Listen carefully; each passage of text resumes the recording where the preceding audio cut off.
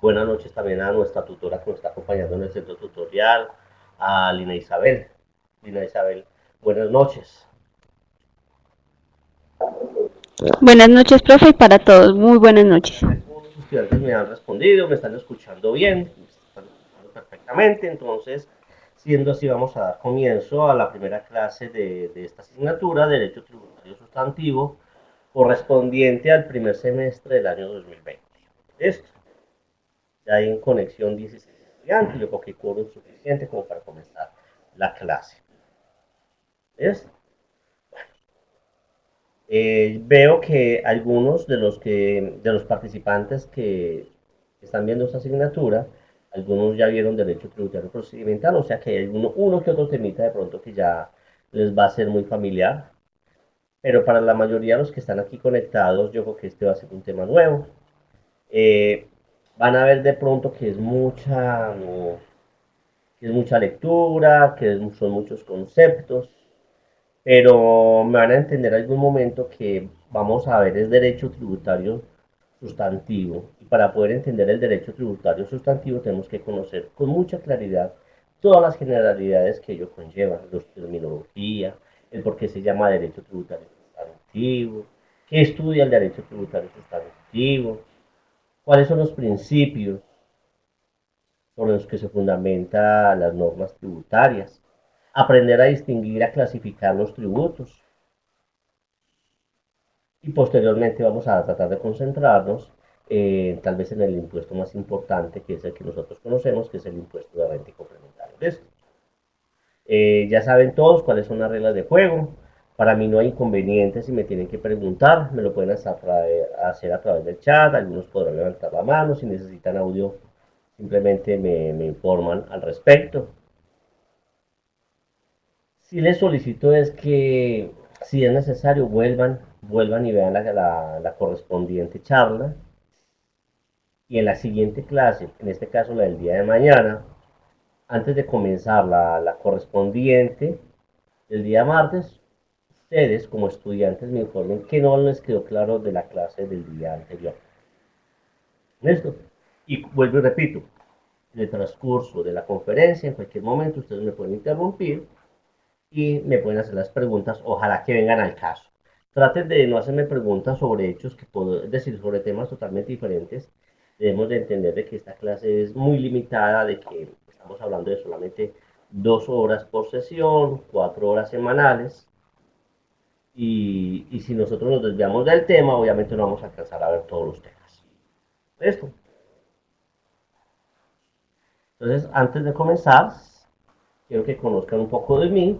Mi nombre completo es Jorge Osvaldo García Gómez. Jorge, por favor tomen, anoten muy bien el nombre mío porque muchos en los trabajos me están poniendo José García Gómez. Yo creo que una de las cosas que ustedes tienen que mirar antes de presentar un trabajo es a quién va dirigido y verificar que los nombres estén. El correo de la Universidad de Manizales, el que tengo asignado, es jgarcia@humanizales.edu.co. Soy contador público de la Universidad de Manizales. Adicionalmente a eso, soy especialista en legislación tributaria y de aduanas de la Universidad de Caldas. Me dedico desde ¿hace cuánto? Hace más de 15 años a la asesoría en materia tributaria y a la asesoría en materia financiera en diferentes empresas de la región y a personas naturales también de la región. Hoy por hoy, adicionalmente a esa asesoría que presto de manera independiente, soy docente universitario. Llevo en la docencia universitaria alrededor de 12 años, básicamente en las áreas contables. Yo he sido docente de contabilidades, desde la uno hasta contabilidades financieras, contabilidades especiales, contabilidad bancaria. Posteriormente fui docente de otras asignaturas como revisoría fiscal, análisis financiero, y últimamente llevo ya exactamente más de 4 años que solamente oriento las asignaturas de Derecho Tributario Sustantivo, Derecho Tributario Procedimental y Auditoría Tributaria todas en la Universidad de Manizales. En estos momentos soy docente de la Universidad de Manizales, no solamente en la modalidad virtual, sino que también soy docente desde hace ya 4 años en la Universidad de Manizales en la modalidad presencial. Y como dice en esta diapositiva, básicamente me he desempeñado como docente en algún momento, un par de semestres estuve en la Remington, en la Universidad de Antonio Nariño estuve 5 años como docente del área de contaduría pública. En la Universidad Cooperativa de Colombia estuve alrededor de 2 años y desde hace 4 años estoy en la Universidad de Manizales.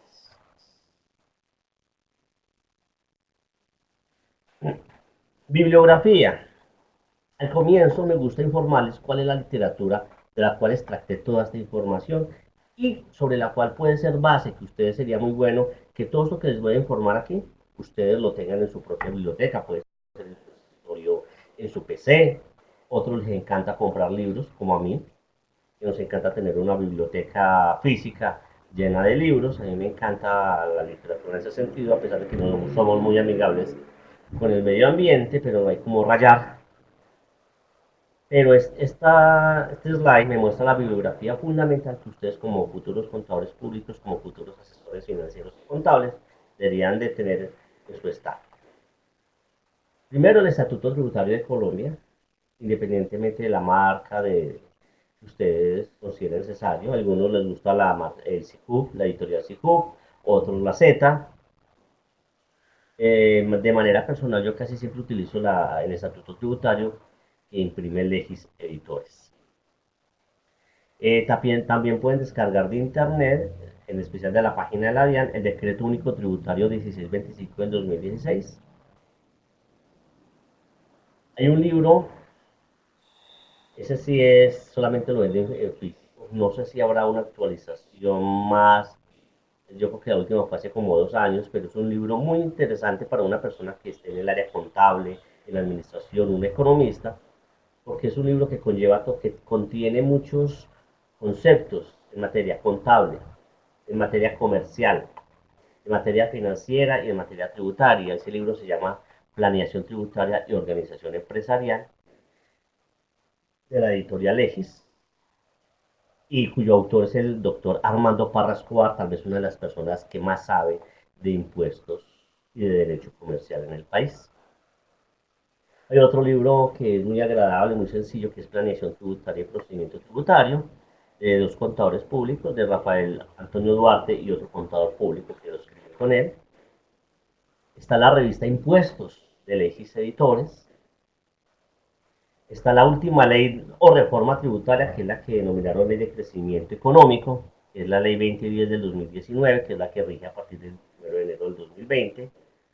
Está la Ley de Financiamiento, la última ley, la reforma tributaria del año 2018, que fue tumbada por vicios de constitucionalidad, y a raíz de eso tuvieron que montar la nueva Ley de Crecimiento Económico. Está la anterior reforma tributaria del 2012, la ley 1607, la reforma tributaria del 2016, la ley 1819, y un decreto reglamentario que es muy importante que tengan ustedes, que es el 2250 del 2016. Aquí les quiero hacer una aclaración, muchachos. Ustedes como estudiantes, todos tienen acceso a toda la literatura y a todas las novedades y a todos los libros y a todas las minutas de ley. La Universidad de Manizales, buscando el bienestar de ustedes como estudiantes y de nosotros como docentes, ha adquirido esa obra, ese material que es demasiado, a la universidad le sale bastante costoso adquirir esta afiliación por un año para que nosotros como estudiantes y como docentes no la utilicemos.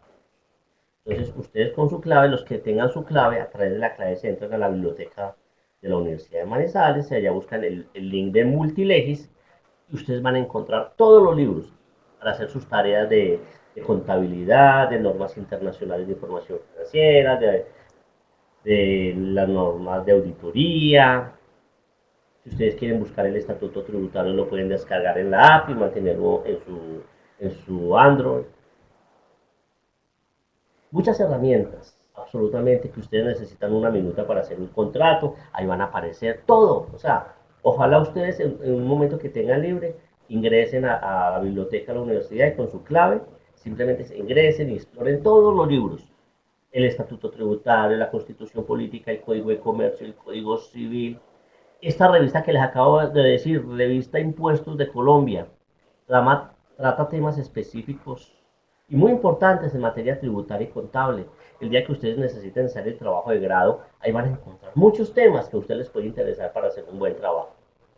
Los que no tengan la clave, por favor hagan la solicitud correspondiente a la universidad para que les asignen una y puedan tener ustedes acceso. Mejor dicho, con esa sola solicitud, ustedes pueden realizar casi el 90% de todos los trabajos que le pueda entregar la universidad. Pero por favor, aprovechen esta herramienta, que es muy costosa. Ojalá ustedes llamen a Legis y averigüen cuánto vale la afiliación a un año al régimen contable o al régimen del impuesto a las ventas o al régimen del impuesto de renta y complementarios, saber cuánto les vale. Y no le vale menos de 600.000 pesos el año por uno solo. En cambio, ustedes tienen acceso a todos. ¿Listo? Entonces, muchachos, no sé si tienen preguntas, inquietudes, antes de comenzar entonces la correspondiente sesión. Eso sí, muchachos, espero que este semestre estén bastante activos, que pregunten, yo voy a estar preguntando, yo voy a mirar si están conectados. O sea, en cualquier momento le puedo decir, Adriana Lucía, hacerle una pregunta a Adriana Lucía, o a Angélica, o a Andrés, o a Beatriz Elena, o a Carlos Alberto, a cualquiera de todos los que están conectados en el sistema. En cualquier momento yo les voy a hacer una pregunta, vamos a tratar de retroalimentar lo que ya hemos visto en los pasados minutos. ¿Listo? Entonces, muchachos, por favor, ¿hay preguntas, hay inquietudes antes de comenzar?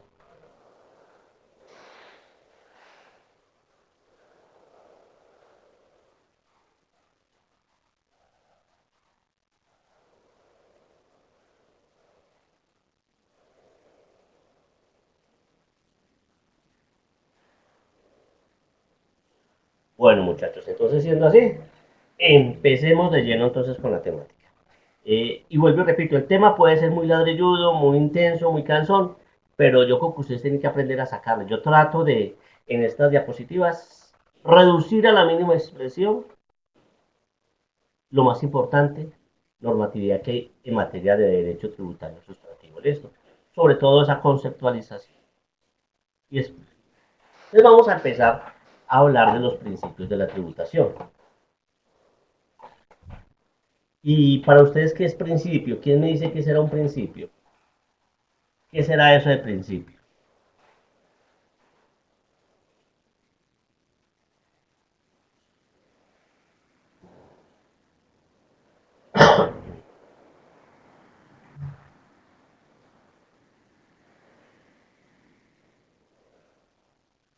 Normas que rigen los tributos, Carlos Alberto. Reglas. Valentín me habla con unas reglas. ¿Listo? También válido.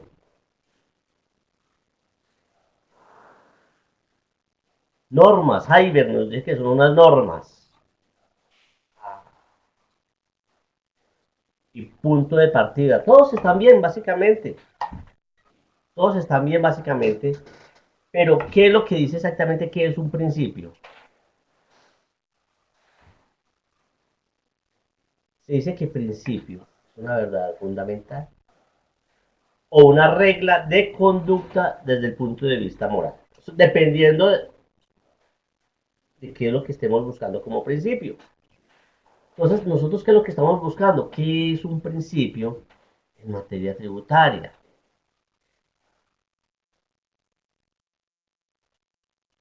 Entonces, ¿qué finalidad tienen esos principios en el derecho tributario sustantivo? ¿Qué función tienen esos principios en el derecho tributario procedimental? Entonces, como lo decían ahora, como lo decía Valentina, son reglas sobre las cuales se sustenta el sistema tributario, sobre las cuales se fundamenta el derecho tributario. ¿Qué pasa si ustedes en sus casas no ponen reglas claras? ¿Qué pasa si en nuestro colegio no existían esos principios, esas reglas de convivencia? ¿No? ¿Qué va a pasar? Exactamente, Daniela. Habrá descontrol, habrá caos. Entonces, ¿qué ocurre si no existen principios en materia tributaria? Imagínense si no existen unos principios en materia tributaria, ¿qué podría hacer el Estado, que es el que puede crear tributos con nosotros como contribuyentes? ¿Mm? ¿Qué podría hacer?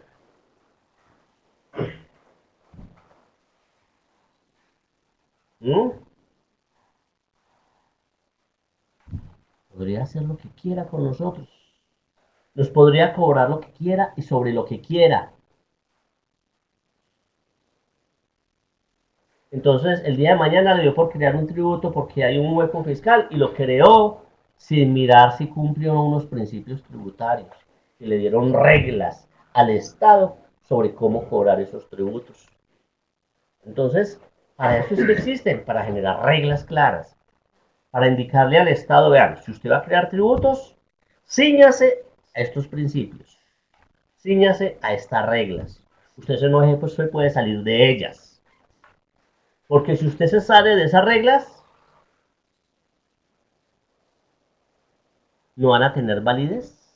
Esto. Y por eso es que las normas se demandan o no. Ah, es que esto es inconstitucional. Claro,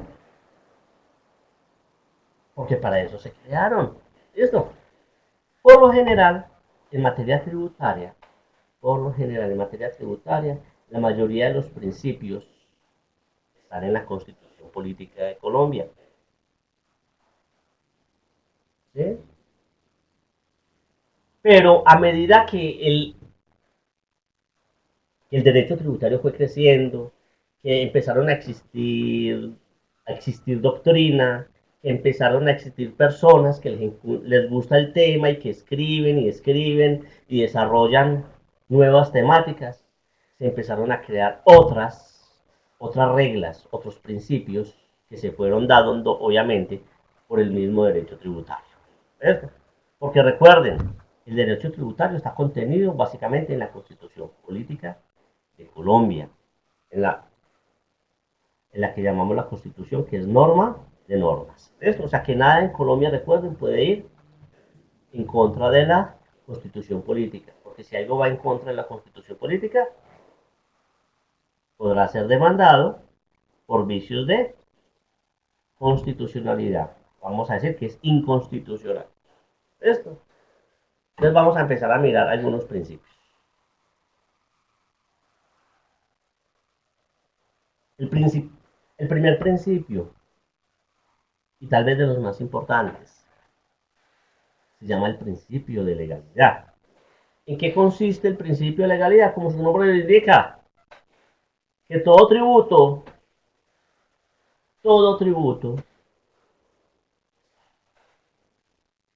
debe ser creado, debe ser creado, debe ser expedido y debe ser aprobado a través de una ley,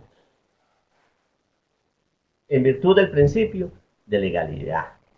¿Quién crea leyes en Colombia, muchachos? Vamos a ver. ¿Quién crea leyes en Colombia?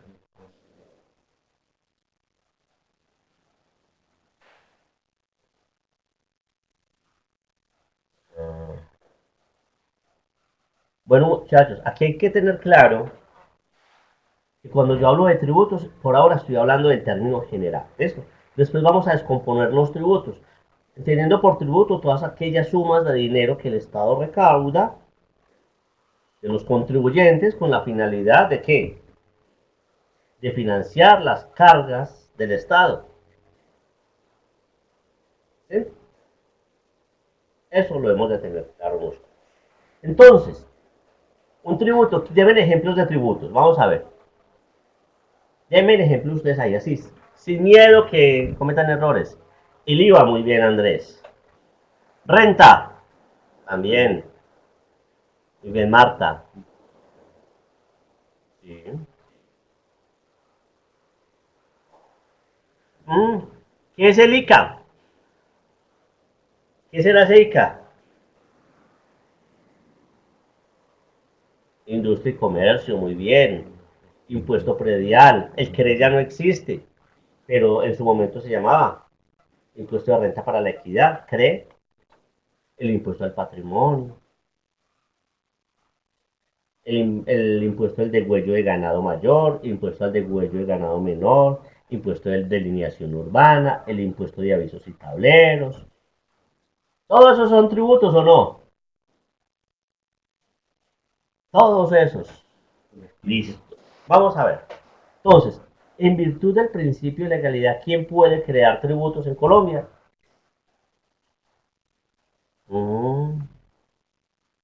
¿Quién? En virtud del principio... No, Daniela. ¿Quién puede crear tributos en Colombia en virtud del principio de legalidad que es que acabamos de mirar? ¿Listo? Vamos a ver.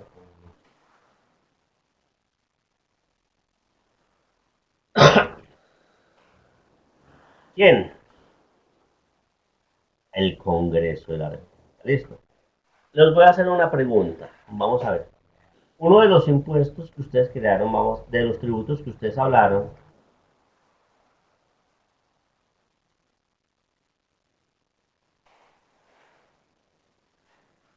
industria y comercio. El industria y comercio, en virtud del principio de legalidad, fue creado ¿por quién? Vamos a ver, ¿quién me dice? El impuesto de industria y comercio en Manizales, o el de Bogotá, o el de Cali, o el de Zipaquirá. Vamos a ver.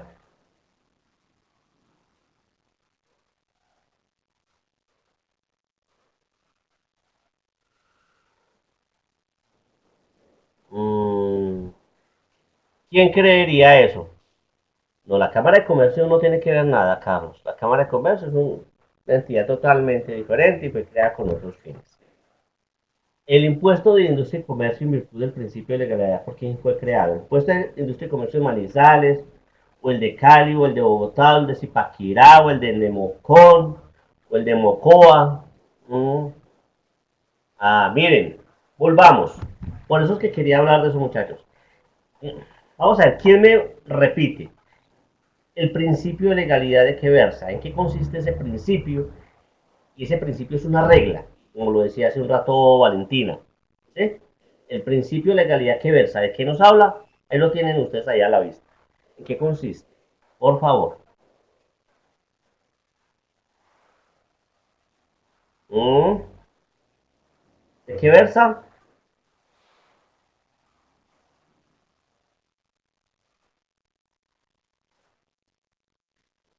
Ah, listo, miren lo que acaban de decir, listo. El principio de legalidad dice que todo tributo, todo es todos los tributos. Entonces vamos a ver. Mire que ya ahorita hablamos de un poco de tributos, ¿cierto? Ustedes mismos los enunciaron, renta, IVA, impuesto de renta para la equidad, el patrimonio, industria y comercio, predial, todos esos son tributos. En virtud del principio de legalidad, todo tributo tiene que ser creado a través de qué acto administrativo, una ley. Ahora la pregunta es, ¿quién puede crear leyes en Colombia? Por favor, ¿quiénes pueden crear leyes? Muy bien, Daniel Fernández. Única y exclusivamente el Congreso. Entonces, la pregunta es, ¿quién le dio vida al impuesto de industria y comercio de Manizales? Vuelvo y repongo esa pregunta.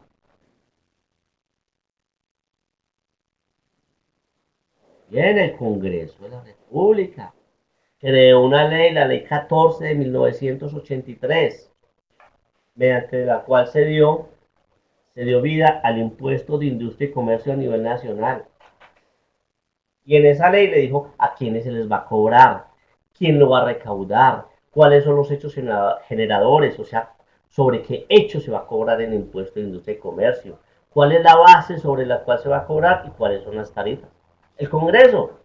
Y en esa misma ley dijo, este impuesto de industria y comercio, en virtud del principio de legalidad, ya fue creado a través de una ley en el Congreso. ¿Y el Congreso qué hizo? Bueno, le vamos a entregar este tributo de industria y comercio, ¿a quién? A los municipios, para que cada municipio lo administre, para que cada municipio lo cobre, para que cada municipio lo recaude, lo fiscalice de acuerdo a las reglas contenidas en esa ley creada en el Congreso de la República. ¿Listo? Si les queda claro, muchachos, eso, por favor. Listo. Todo tributo. O sea, que la alcaldía de Manizales no puede crear el día de mañana un impuesto a los dormilones. ¿Cierto que no? O un tributo a los dormilones. ¿Por qué no lo puede crear la alcaldía de Manizales? ¿Mm? Porque no existe una ley que le haya dado vida a ese tributo. ¿Ok? ¿Qué pasa cuando nació la ley 14 del 83, que fue a través de la cual el Congreso de la República creó el impuesto de industria y comercio? Entonces le dijo, municipios, ustedes a través de sus actos administrativos lleven, lleven esta ley 14 del 83 y métanlo en su estatuto de rentas, debidamente autorizados por una ley. Eso sí, métanlo allá en su estatuto de rentas y a través de un acuerdo cobren ese tributo y fiscalícenlo. ¿Listo? Ah, ¿les queda claro este concepto, muchachos? ¿Quién puede crear leyes en Colombia? Vuelvo y repito, ¿quiénes?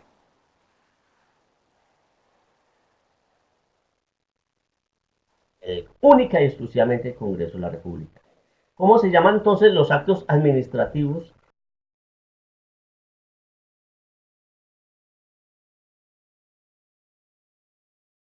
Leyes.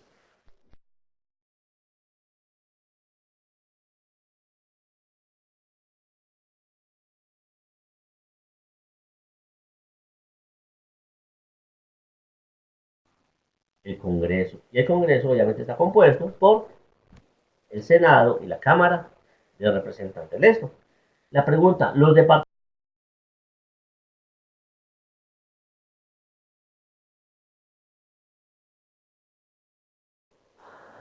Y entonces, ¿cómo se llama? Vamos a ver, estamos hablando del Congreso de la República, cuando hablemos un poquito de eso que nos enseñaron por allá en cuarto de primaria, el poder legislativo a nivel nacional, ¿por quién está compuesto? Vamos a ver, eso de cuarto de primaria, vamos a ver, que no nos olvide. El poder legislativo en Colombia, ¿cómo está compuesto a nivel nacional?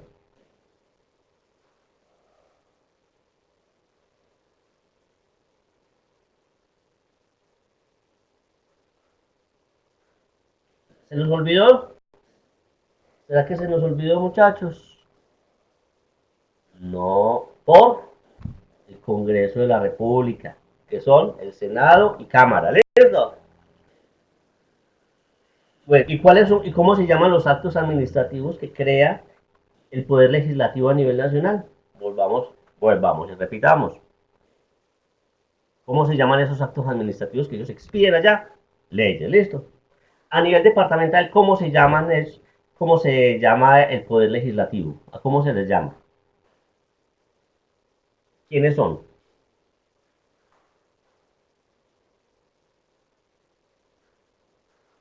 Las asambleas. ¿Y cómo se llaman esas personas que están en las asambleas, que fueron elegidos? Diputados. ¿Y cómo se llaman esos actos administrativos que expiden las asambleas? ¿Cómo se llaman? No, no, tampoco. Ordenanzas. ¿Listo? Los actos administrativos que expiden las asambleas se llaman ordenanzas. ¿Listo? Entonces, mire, a nivel municipal, el poder legislativo, ¿por quién está compuesto?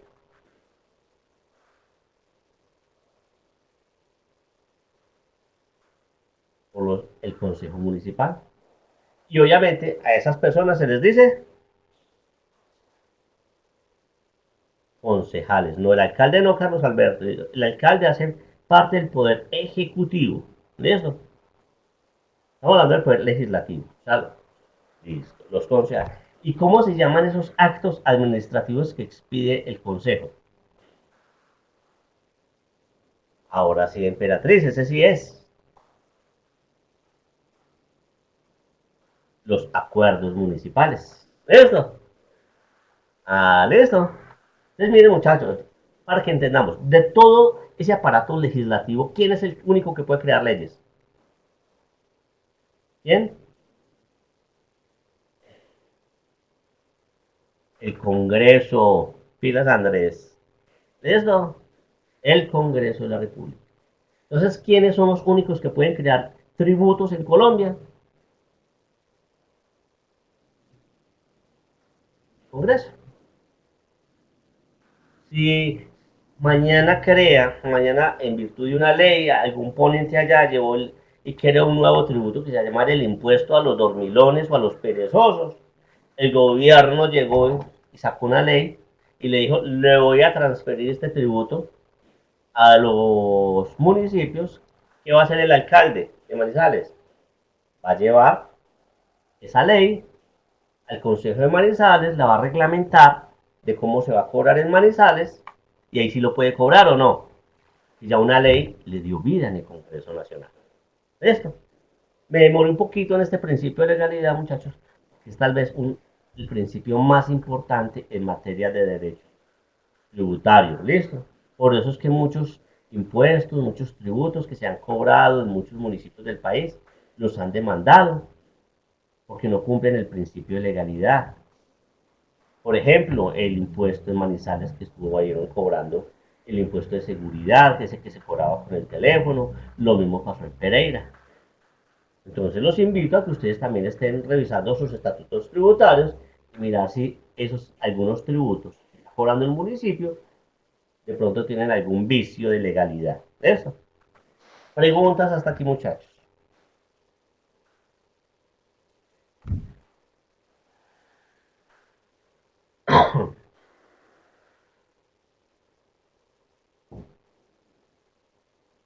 Bueno, listo. ¿Qué dice el artículo 338 de la Constitución Política? Dice, en tiempos de paz, solamente el Congreso, las asambleas departamentales, los consejos distritales y municipales podrán imponer contribuciones fiscales o parafiscales, que habla el artículo 338. Porque recuerden, si el Congreso crea una ley y se va a cobrar a nivel local, Manizales, Paquirá o Bogotá, esa ley se tiene que llevar al respectivo consejo para que también sea reglamentada. Pero existe un caso especial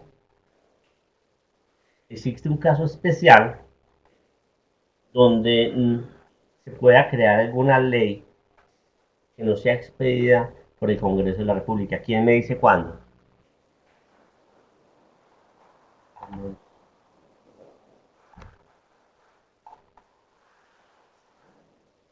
Vamos a ver. Hay un caso especial en el que se puede crear tributos sin necesidad de que exista una ley expedida por el Congreso de la República. ¿Quién me cuenta?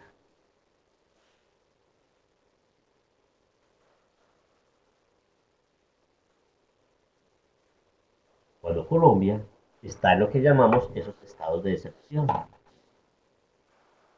de guerra interior o exterior, hay una conmoción interior.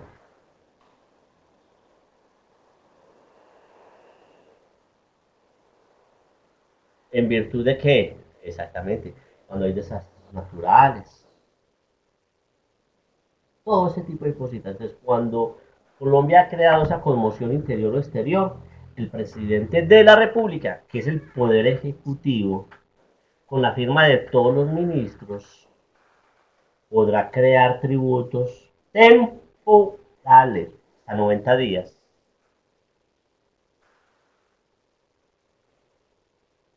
Sí, es lo mismo, David Fernando. Por eso se llama excepción, o sea, excepción a la regla. Casos especiales. ¿Esto? Entonces, cuando ocurre eso, el presidente de la República podrá crear tributos temporales, así como un impuesto temporal que nos crearon por allá hace mucho tiempo, y que no fue tan temporal, el gravamen a los movimientos financieros, comúnmente llamado 4 por mil. Ese impuesto nació a raíz de una conmoción interior. Mire que no lo dejaron. Perpetuo, constante. Entonces, el presidente de la República, con la firma de los ministros, podrá crear impuestos de manera temporal por 90 días, los cuales pueden ser prorrogables. ¿A través de una ley o no? En ese caso no es a través de una ley, sino a través de un acto administrativo que generan el Ejecutivo. ¿Cuáles son los actos administrativos que salen del gobierno nacional? A través de los ministerios. ¿Cómo se llaman? Muy bien, emperatriz. Ahí ve, decretos. El presidente de la República, en ese caso, va a sacar un decreto, pero este decreto va a tener una fuerza de ley. Así se va a llamar decreto ley. O sea, decreto con fuerza de ley. O sea, un decreto especial. Y a través de ese decreto ley o decreto especial se impone un tributo, una contribución especial, la cual el gobierno indicará quién la va a cobrar, o sea, si la va a cobrar la nación, los departamentos, los municipios, a quién se le va a cobrar, si a las personas naturales, a las personas jurídicas, a qué tipo de personas naturales. Le va a indicar sobre qué hechos le van a cobrar ese tributo, esa contribución, sobre qué base van a calcular ese tributo, esa contribución y cuáles son las tarifas que se van a cobrar. Toda esa información debe contenerla. O sea, este es un caso excepcional. O sea, por regla general, solamente quien puede crear tributos en Colombia. Muchachos, por favor. Regla general, ¿quién puede crear tributos?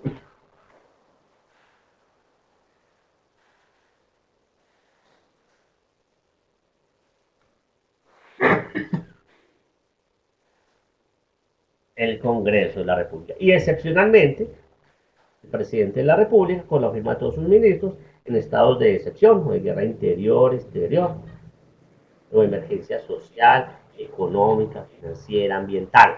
Todo eso, solamente en nuestro caso honesto. Entonces, muchachos, he sido claro. A veces uno, yo como expositor, a veces creo que les estoy hablando claro, conciso. Yo trato de hablarle con las palabras más sencillas que puedan existir. En el vocabulario, si alguien no entiende, por favor, me lo informa. O sea, les quedó claro el principio de legalidad que nos gastamos casi 20 minutos. Recuerden que es el más importante de todos. Uno, bueno, segundo principio que vamos a ver. Principio de igualdad o equidad. Ustedes muchachos, ¿qué piensan? ¿Será que la igualdad y la equidad son sinónimos o no? Igualdad y equidad. ¿Será que sí o no? Estoy hablando en materia tributaria. Pongámonos en materia tributaria, si igualdad o equidad son sinónimos. Voy a ponerle aquí un ejemplo, a ver, como para que entendamos un poquito qué es igualdad y qué es equidad. Vamos a ver, vamos a pongamos a Julio Mario Santo Domingo. ¿Todos aquí saben quién es Julio Mario Santo Domingo o no?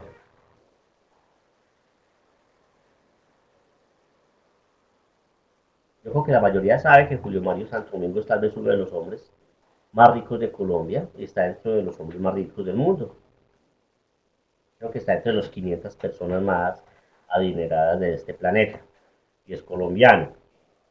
Vamos a suponer que Julio Mario Santo Domingo estuvo en ferias en Manizales. Y para los que no estuvieron en Manizales, estas ferias abundó el calor, el sol, el mono brilló durante toda la semana. Julio Mario Santo Domingo se vino a feriar aquí a Manizales. Y estaba en la Plaza de Bolívar, estaba mirando la Catedral de Manizales, la gobernación, turísticos, pero no se aguantó el calor. ¿Cómo le parece que al ladito de él estaba un señor vendiendo unos helados bien ricos y a esa temperatura, que a veces en Manizales cuando hace mucho calor es agotador, sintió la tentación de comprarse un heladito? Y él fue y le preguntó al señor de los helados, ¿qué vale ese helado? Le dijo, señor, vale 1.000 pesos más IVA de 190. ¿Sabe que cuánto le valió? 1.190. ¿Será que Julio Mario Santo Domingo pidió rebaja o no? El señor Santo Domingo llegó y pagó los 1.190 y se comió su heladito. ¿Cómo le parece que al lado de Julio Mario Santo Domingo estaba un indigente? Uno de esas personas que le encanta dormir allá al lado del Bolívar Cóndor. Y lo único que hacía era ver a Julio Mario Santo Domingo cómo se comía ese helado en medio de ese calor abrasador. Se antojó también de comerse un helado. Y bueno, esculcó sus bolsillos y tenía 1.200 pesos en sus bolsillos. ¿Sí? Fueron del mismo señor donde Julio Mario Santo Domingo compró su heladito. Dijo, señora, ¿cuánto vale el helado que se está comiendo ese señor? Ah, y tiene más, sí. Vale 1.190, 1.000 pesos más IVA de 190 pesos.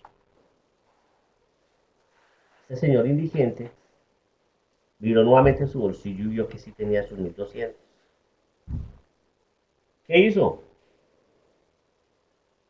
Pagó su helado. La pregunta, muchachos, mire, estamos hablando en ambos. ¿Los dos pagaron el mismo IVA o no? ¿Pagaron el mismo IVA o no? Sí. ¿Será que ahí se cumple el principio de igualdad o no?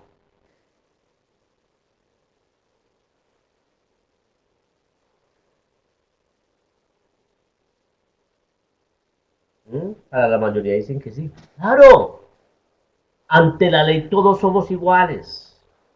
Ante la ley todos somos idénticos. Por eso les decía ahora que teníamos que ver este principio de igualdad o equidad en materia tributaria. Porque si una persona rica robó o una persona pobre robó, a los dos la ley los tiene que ver de la misma forma en virtud del principio de igualdad, ¿sabes? En materia civil. Pero en materia tributaria, sí, sí, señores, principio de igualdad, todos somos iguales ante la ley. Entonces, ¿qué pasó? Al que tiene capacidad económica, que es el señor Julio Mario Santo Domingo, le cobró el mismo IVA que al que no tenía capacidad económica, les cobró lo mismo. Eso se llama igualdad. Entonces, ¿qué ocurre? En materia tributaria, ¿será que tendríamos que mirar la igualdad? Tendríamos que cobrar impuestos en función del principio de igualdad, así como lo vemos generalmente en todas las leyes. ¿Será que sería lógico que el presupuesto, allá el Congreso de la República, cuando apruebe el presupuesto para el 2020, diga, uy, en Colombia necesitamos un presupuesto de 45 billones de pesos, por decir un valor? 45 billones de pesos. Y entonces dice, entonces hagamos algo. ¿Cuántos colombianos hay en Colombia? ¿Cuántos vivimos? Según el último censo, ¿cuántos somos? Algo así como 45 millones, ¿cierto o no? Entonces el Congreso podría decir, listo, necesitamos 45 billones de pesos para Colombia cumplir con sus obligaciones, con sus gastos, con sus inversiones, necesitamos 45 billones. Sencillo, si somos 45 millones de colombianos, digamos eso, y a cada uno le toca pagar 1.000.000 de pesos. ¿Listo? No le toca.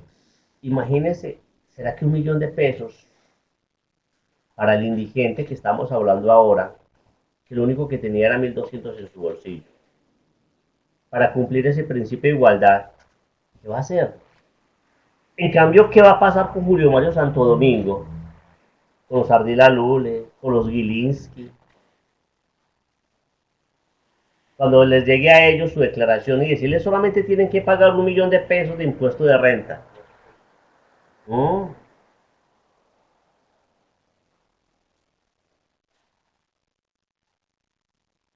¿Felices?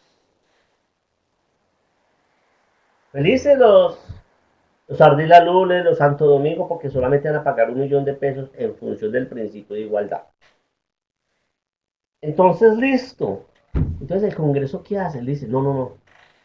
Aquí en Colombia en materia tributaria no podemos mirar en función del principio de igualdad, sino en virtud del principio de equidad. ¿Y qué significa ese principio de igualdad?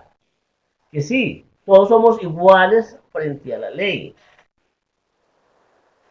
pero en materia tributaria debemos de utilizar un término especial que lo vamos a ver de aquí en adelante, que se llama capacidad económica. O sea que ese principio de igualdad lo debemos ver es en materia de equidad y lo tenemos que mirar en virtud de la capacidad económica que tengan los contribuyentes.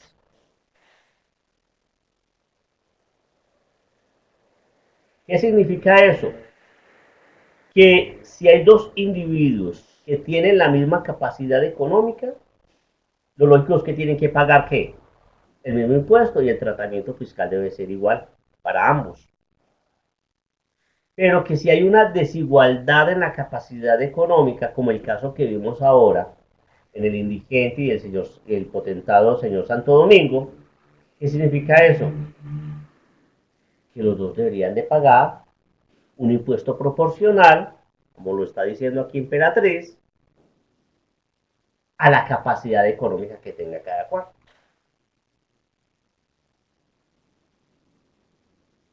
Entonces, aquí en Colombia, por lo general, para establecer ello, se establecen unas categorías de contribuyentes que vamos a ver mucho más adelante de eso.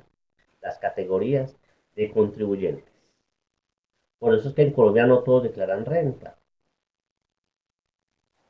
Absolutamente todos no declaran renta. Porque el Estado dice, no, ¿cómo vamos a decir que todos tienen que declarar renta?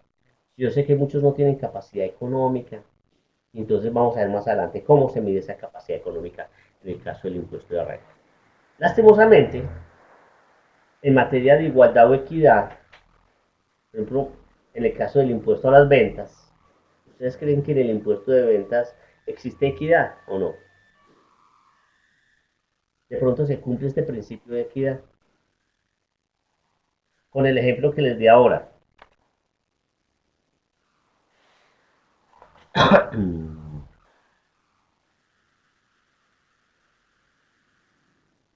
Sí, ¿por qué si hay equidad en el impuesto a las ventas? Podríamos decir que no. El indigente, con todo su patrimonio, pagó el IVA por consumirse ese bien. En cambio, para Julio Mario Santo Domingo, ¿será que su capacidad contributiva se vio mermada por haber pagado ese IVA?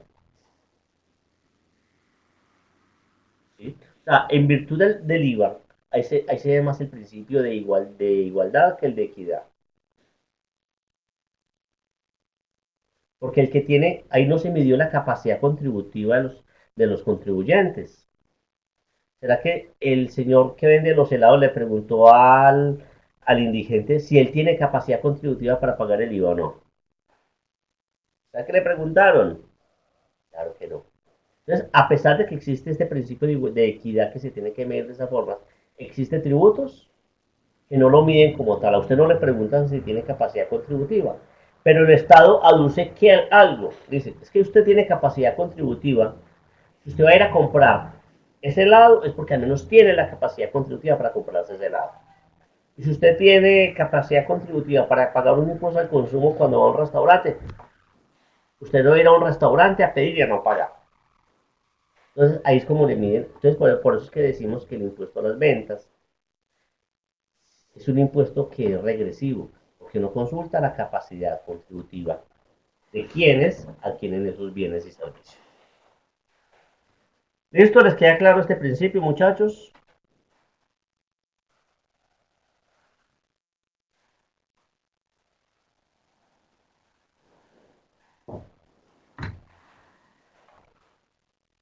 Entonces aquí entramos con algo que es muy ligado al que vemos actualmente, que acabamos de ver también con el principio de igualdad.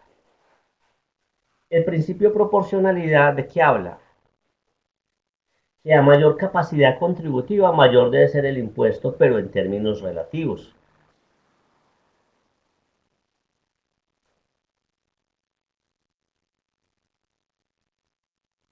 Y con este se subsana un poquito ese principio de equidad que no se ve en el impuesto a las ventas. Porque el Estado está diciendo, si usted tiene capacidad contributiva para comprarse un vehículo de alta gama, hágalo. Pero si usted solamente tiene una capacidad contributiva para comprarse un Renault 4, compre solamente su Renault 4. Entonces, en eso consiste ese principio de proporcionalidad, básicamente, que con este logramos tratar de subsanar ese principio de equidad en los impuestos indirectos, como el IVA, el impuesto al consumo. A usted no le preguntan si tiene capacidad contributiva. Entonces, el Estado mismo dice, es que si usted compra artículos suntuarios, es porque usted tiene capacidad, porque usted gana bien. No necesito preguntarle. Entonces, para eso existe la proporcionalidad. Si bien la tarifa es la misma del 19% o del 5% o del 16% en algunos momentos, la tarifa es la misma. ¿En qué cambia? La proporción. Si la compra es de un valor alto, el valor que le van a cobrar es muy alto. Si el valor a comprar es muy bajito, como el caso del helado, obviamente el valor del IVA es totalmente bajito.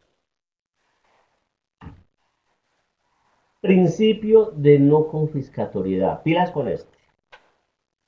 Cuando el Estado, cuando el Congreso de la República crea leyes, hay que tener mucho cuidado de que a través de la creación de esas leyes no se pueda confiscar los bienes. En Colombia no se puede atentar contra la propiedad privada. Está prohibida según el artículo 34 de la Constitución Política. No se puede confiscar.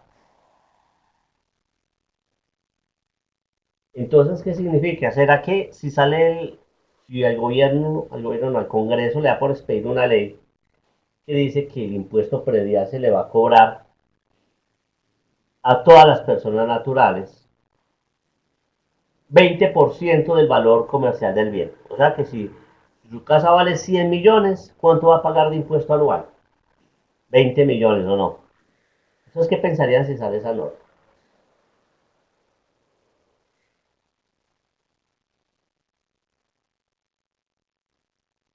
¿Qué pensarían ustedes, muchachos?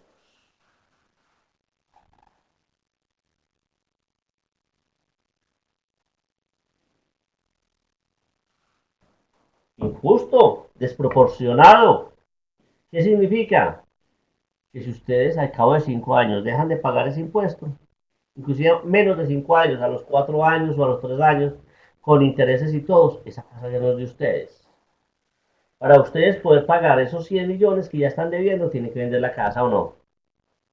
Entonces, ¿qué es lo que busca este principio de no confiscatoriedad? Dice que en materia tributaria, un tributo, un tributo es confiscatorio cuando produce una lesión de tal magnitud en la propiedad del contribuyente, en su casa, en sus bienes, en su carro, que termina siendo injusto y atenta contra la propiedad privada.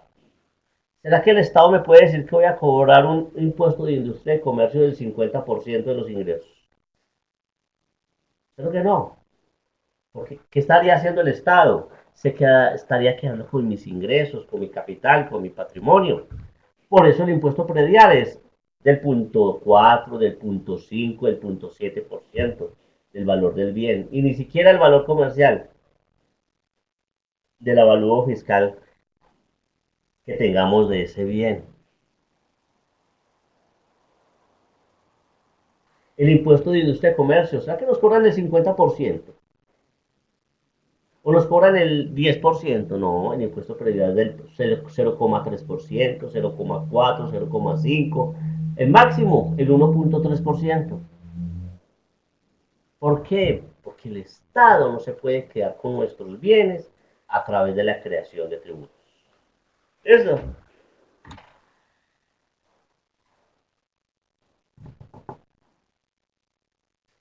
Principio de progresividad, muchachos. Este está totalmente ligado también con el principio de equidad y con el principio de proporcionalidad. ¿Qué quiere decir este principio? Que el contribuyente que más gana, que tiene más capacidad contributiva, tiene que tributar más. Por su parte, el contribuyente que tenga menos capacidad contributiva, el que menos gane, el que menos tenga, si su tributación debe ser menos o nula. Eso es básicamente lo que decimos. Por eso, esto básicamente se ve en los impuestos directos. Por ejemplo, en el impuesto de renta. En el impuesto de renta se ve este principio de progresividad. Un ejemplo, vamos a ver, vamos a hablar por el 2018.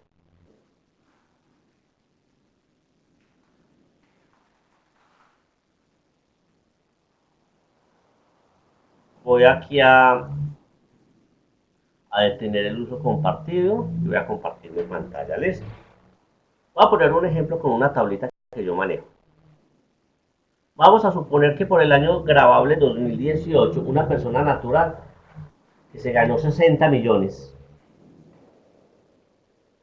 60 millones, tuvo, y al hacer la depuración, restándole los costos, los gastos, las rentas exentas, le dio una renta líquida sobre la cual se paga el impuesto de 37 millones 500 mil pesos. ¿Sí lo están viendo ahí o no? ¿Cuánto, si esa persona que se ganó 60 millones, al hacer la depuración del impuesto de renta, que voy a tratar de enseñárselas a llenar más adelante, dice que, sobre qué valor le tiene que pagar impuestos esa persona natural? Hamilton, Ángela, Andrés, que tuvo esa información, ¿cuánto tiene que pagar de impuesto, muchachos? Según este ejercicio.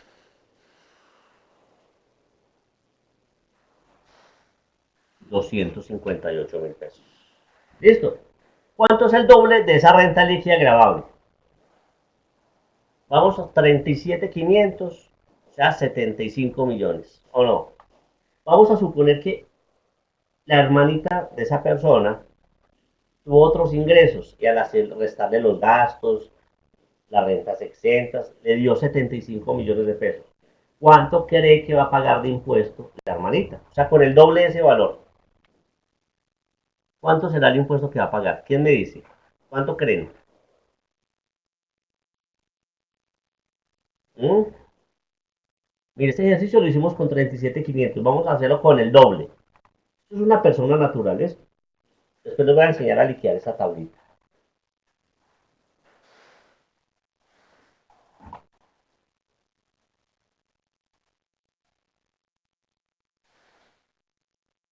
Los mismos 258 mil pesos.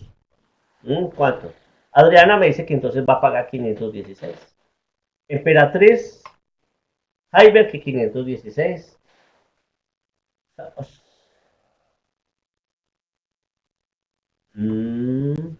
Vamos a ver qué es lo que dice aquí Daniel Fernando. Entonces, miren, muchachos, ¿cuánto les dije yo que la otra persona se ganó el doble? O sea, más 37.500 por 2. Mire el impuesto. ¿Tiene la diferencia?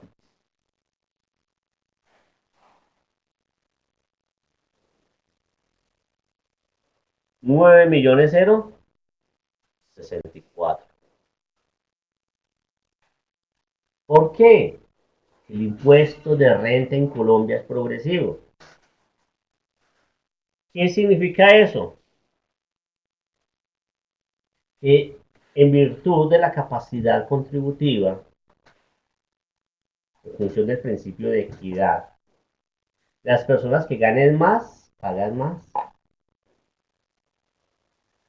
Y las personas que ganen menos, pagan menos o no pagan nada. Entonces vamos a suponer que aquí ya no son 75 millones. Y con esa regla que ustedes me estaban llenando, me estaban haciendo eso. O sea que si esta persona ya no son 75, sino 150 millones. Según eso, el impuesto van a ser 18 millones o no. Entonces vamos a ver cuánto nos da con 150 millones, que es el doble. Ya no son 9 millones, sino 30 millones 787. Porque cambia de rango. Esto es básicamente lo que significa proporcionalidad. El que más gana, más paga. El que menos gana, menos paga. Hamilton, esto es básica, es que lo mismo que estamos haciendo aquí se trabaja en la retención en la fuente. ¿Listo? Se utiliza una tabla muy idéntica para eso. Exactamente, eso da el 350%. En cambio, si vamos a suponer que una persona tuvo una renta líquida de 30 millones, ¿cuánto cree que les va a tocar pagar? De 30 millones de pesos. Una renta líquida.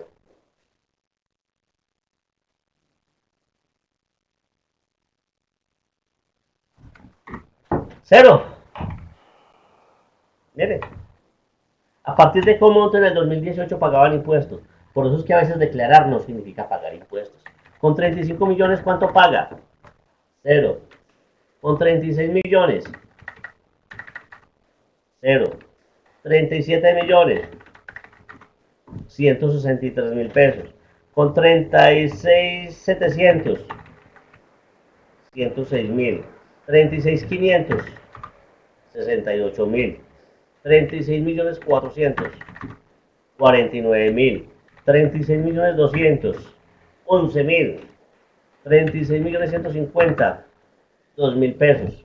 O sea que a partir de ahí empiezan a pagar impuestos de esto.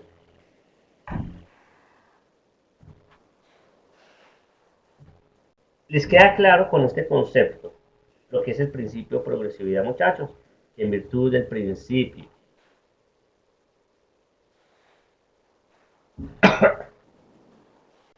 ¿Mm? ¿De qué? Progresividad.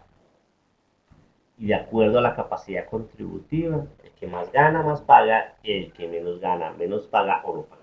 ¿Listo? Entonces, hasta ahí vamos, ¿cierto?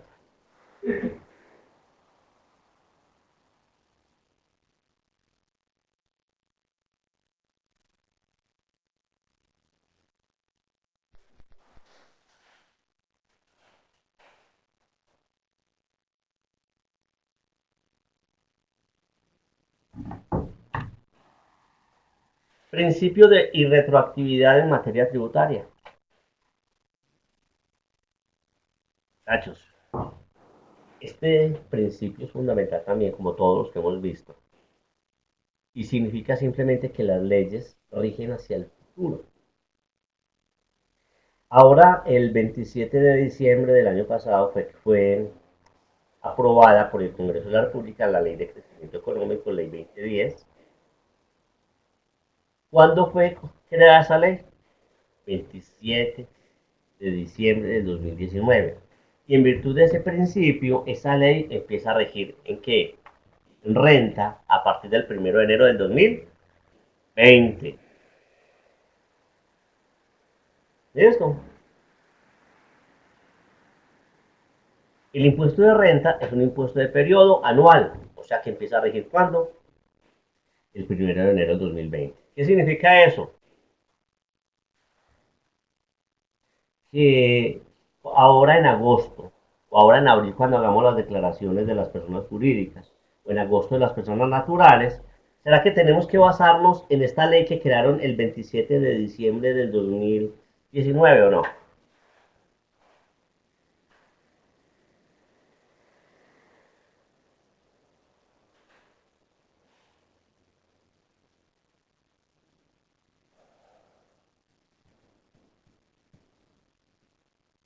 ¿Mm?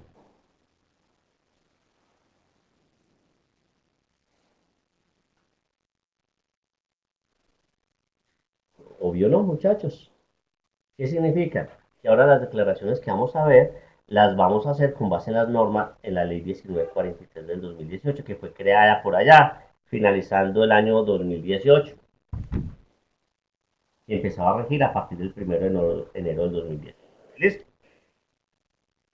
O sea que si hubo cambios en la declaración de renta, eso apenas lo vamos a aplicar a partir del 2020, por allá cuando hagamos la declaración en el 2020. Pero si hubo cambios en el impuesto a las ventas, empiezan a regir ¿cuándo? El siguiente bimestre, o sea, el 1 de enero.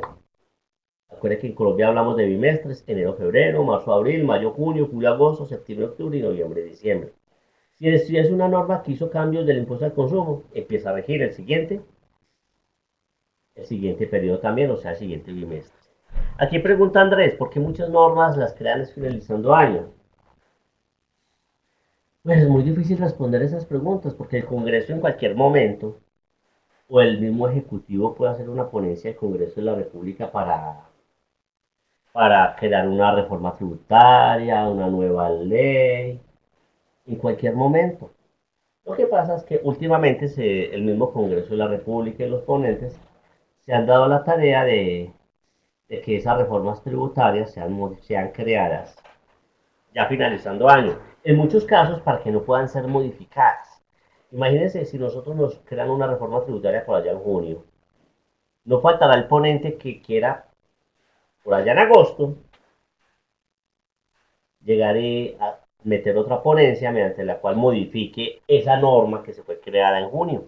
Entonces no les va a dar tiempo de esas modificaciones y esa pelea entre partidos. Ah, usted ya hizo aprobar esta, yo voy a hacer aprobar esta otra por allá en junio y con esa que lo voy a hacer aprobar, lo voy a tumbar la que hicimos en junio. Entonces muchas veces lo hacen con esa finalidad. A pesar de que hubo algún momento donde muchas reformas, creo que en el periodo de Andrés Pastrana, si no estoy mal, donde habían casi dos reformas cada año y medio había reforma tributaria y muchas las hacían inclusive a mitad de año. ¿Listo? Entonces, vamos a ver, vamos a suponer, por ejemplo, atendiendo esta pregunta de Andrés, que en el mes de enero el Congreso de la República haga una mini reforma en temas de IVA. ¿Qué significa eso? ¿Cuándo empezaría a regir? Esa norma la crearon el 10 de enero del 2020. ¿Cuándo empezaría a regir esa norma del impuesto a las ventas? ¿Inmediatamente o no?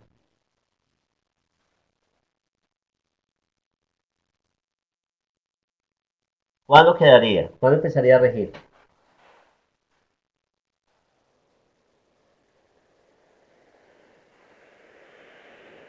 No.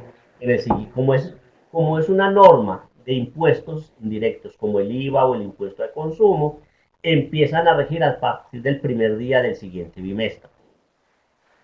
¿Listo? La creamos el 10 de enero del 2020. ¿Sí o no? Entonces, ¿cuál sería el primer día del siguiente bimestre? Muy bien, el primero de marzo de ese mismo año. Porque la periodicidad de ese impuesto inicialmente es bimestral, a pesar de que hay algunos cuatrimestrales, pero empezaría a regir a partir del siguiente bimestre. Vamos a suponer que el 10 de enero del 2020 hicieron una mini reforma tributaria e hicieron una modificación del impuesto de renta. Mire, el 10 de enero del 2020, ¿cuándo empieza a regir esa norma en cuanto al impuesto de renta? Ah, muy bien, Mónica. Empieza a regir el 1 de enero del 2021, porque el impuesto de renta, su periodicidad es un año. Y recuerden que las normas no son retroactivas. ¿Cuándo empieza a regir?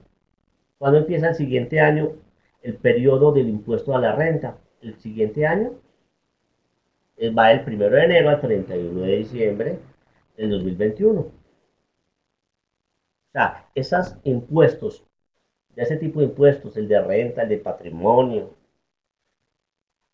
industria y comercio, todo eso rigen a partir del año siguiente porque la periodicidad de estos impuestos es anual. Así se cobre bimestral. En cambio, si hay una norma en materia de IVA, de impuesto al consumo, empiezan a regir a partir del siguiente bimestre. ¿Sí? ¿Les queda claro este principio de retroactividad, muchachos? Si he sido claro, si he sido conciso, por favor. A veces yo necesito que ustedes me informen si no me están dando claridad, porque eso me ayuda a corregir de pronto ciertos aspectos.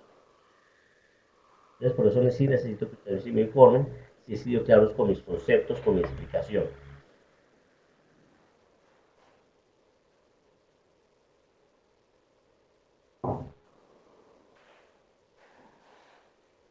¿Cuáles son impuestos bimestrales? De periodicidad, estamos hablando del impuesto a las ventas, aunque hay algunos que son cuatrimestrales, pero en este caso, cuando nace una norma de impuesto a las ventas, empiezan a regir a partir del del siguiente bimestre y del impuesto al consumo, que es el que se cobra en el restaurante, que se cobra por algunos vehículos, que es el que cobra la telefonía celular,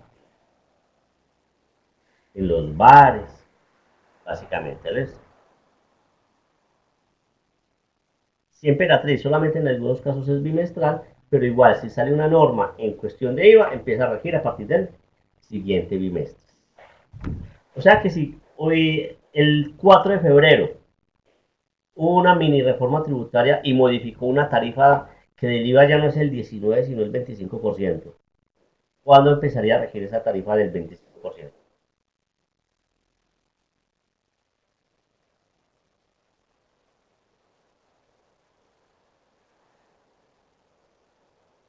Muy bien, el 1 de marzo, que es cuando empieza el siguiente bimestre.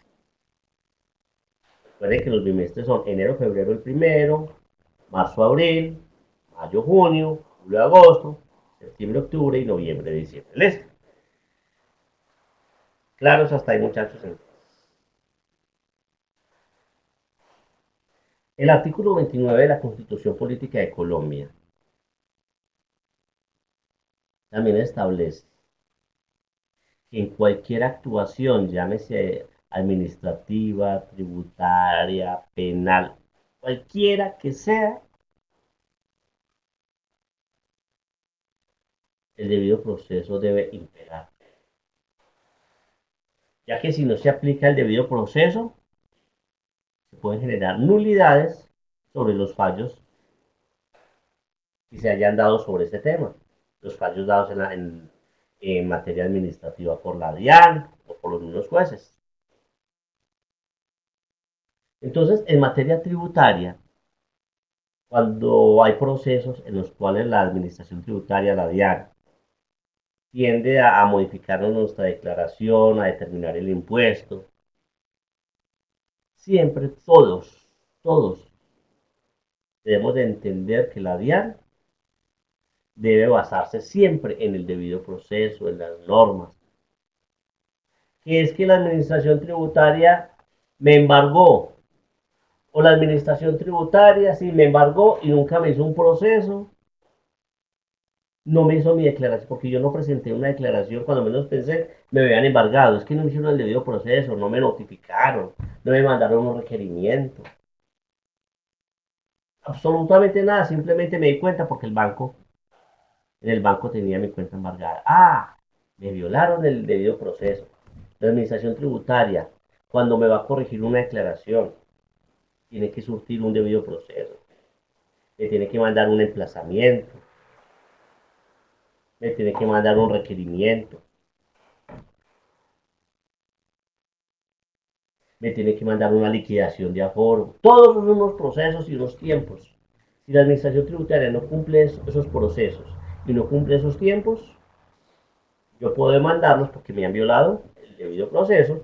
Entonces lo que vamos a solicitar es que si la DIAN a través de una resolución me aplicó una sanción, le voy a decir a los jueces, por favor, pues, como la administración tributaria me violó el debido proceso, yo solicito que anulen ese acto administrativo mediante el cual me impusieron una sanción.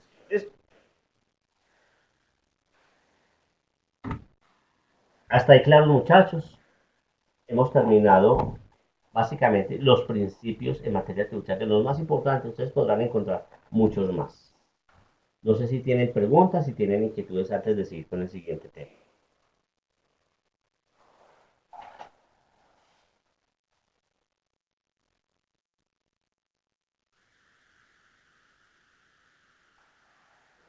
Bueno, entonces vamos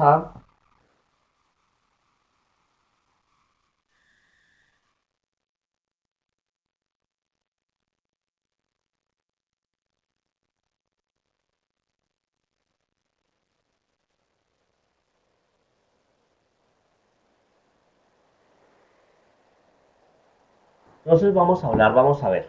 Si ya vimos cuáles son los principios en materia tributaria, ahora vamos a mirar de qué se alimenta el derecho tributario, para que sea ordenado, para que se surtan los principios. para que el mismo derecho tributario no sea arbitrario. ¿Sí o no? Entonces vamos a mirar de qué se alimenta, de dónde nace. Entonces vamos a ver a través de estas fuentes del derecho tributario cómo es que ese derecho tributario se está manifestando en la vía pública. Entonces podemos decir que para efectos de esa manifestación de esas fuentes, existen unas fuentes que son formales o propias del mismo derecho tributario y existen otras fuentes impropias o accesorias del mismo derecho tributario.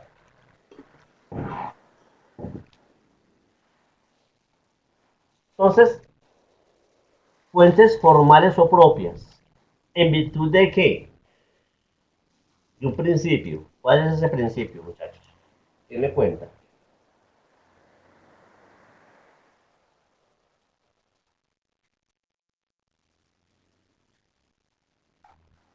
¿Mm? ¿En virtud de cuál principio? Del principio de legalidad.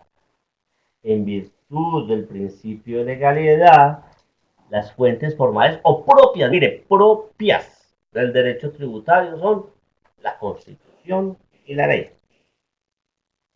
¿Será que la ley puede crear tributos que vayan en contra de lo que dice la Constitución o no?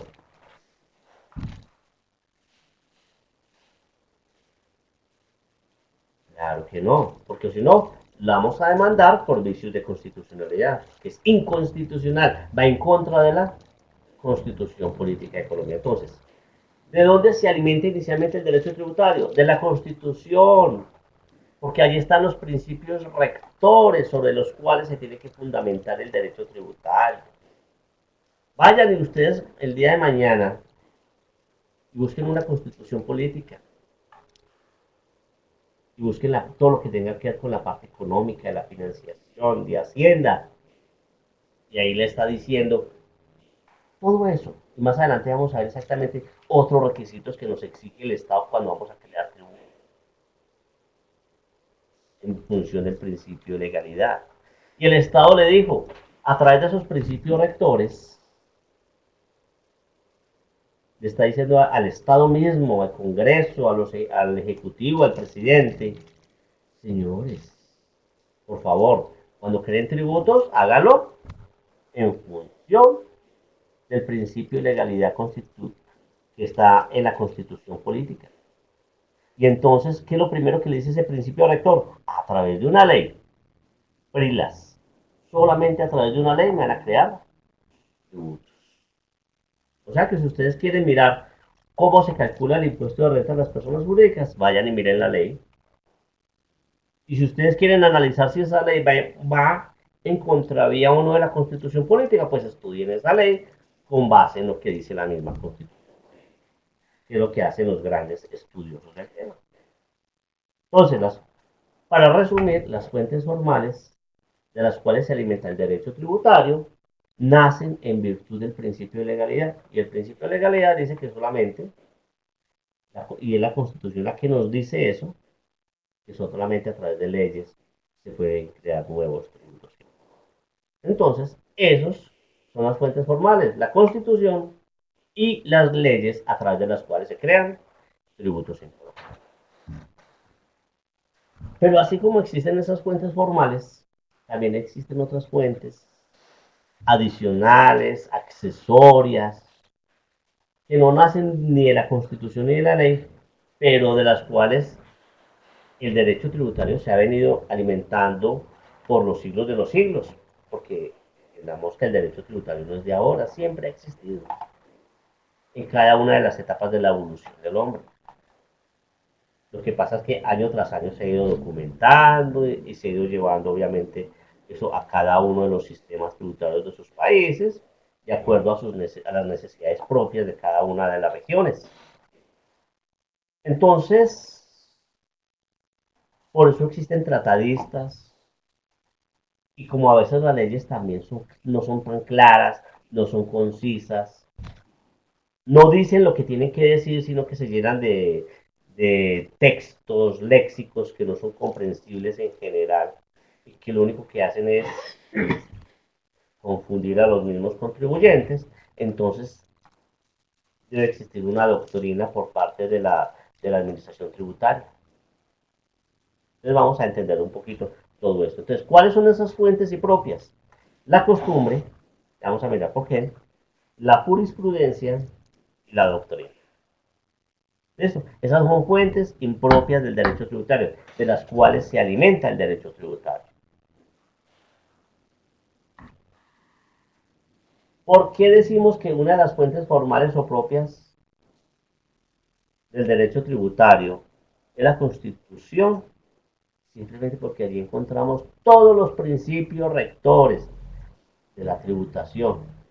Estamos hablando solamente de tributos y de las normas en general.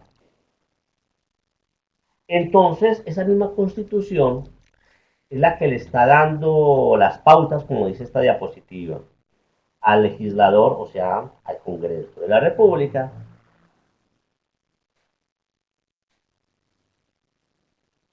para que el mismo Congreso pueda crear tributos, pueda modificar tributos, pueda suspender tributos. ¿Dónde está contenido esto? Artículo 95, numeral noveno, en el artículo 317, artículo 338, artículo 363, lo vamos a ver aquí en el transcurso de las clases. La ley. ¿Por qué la ley es una fuente formal? Porque en virtud del principio rector, que es la Constitución política, facultó al Poder Legislativo a nivel nacional, al Congreso de la República, para que solamente, para que únicamente a través de este acto administrativo conocido como ley, se puedan crear tributos.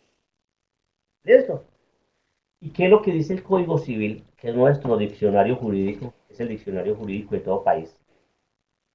Por cierto, el colombiano está demasiado obsoleto. Yo creo que es hora de empezar a modificar un poquito el Código Civil y traerlo un poco al lenguaje de 2020, toda vez que existen palabras que se utilizaban por allá en la era medieval.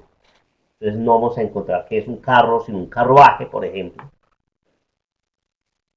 Entonces hay que ir modificando eso. Pero si ustedes quieren consultar un término jurídico, que es una ley, que es una persona natural, que es una persona jurídica, que es un heredero, todos esos términos, los invito a que ustedes tengan en sus anaqueles, en sus archivos, el Código Civil. De hecho, también lo pueden tener a través de la página de Legis, que ustedes pueden solicitar a través del acceso con la contraseña que les asigna la universidad. Entonces, ¿qué dice el Código Civil? Que es una ley. Y me encanta, a mí me encanta leer exactamente esta parte. Dice, la ley es la declaración de la voluntad soberana. Miren esa palabra, qué pena me comí una. ¿Qué es la ley? Es la manifestación de la voluntad soberana.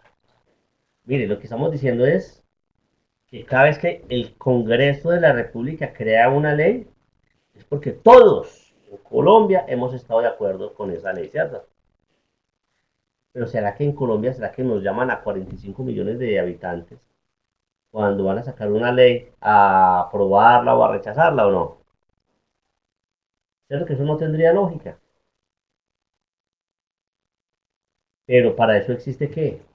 El voto popular. Y los congresistas en Colombia son elegidos a través del voto popular.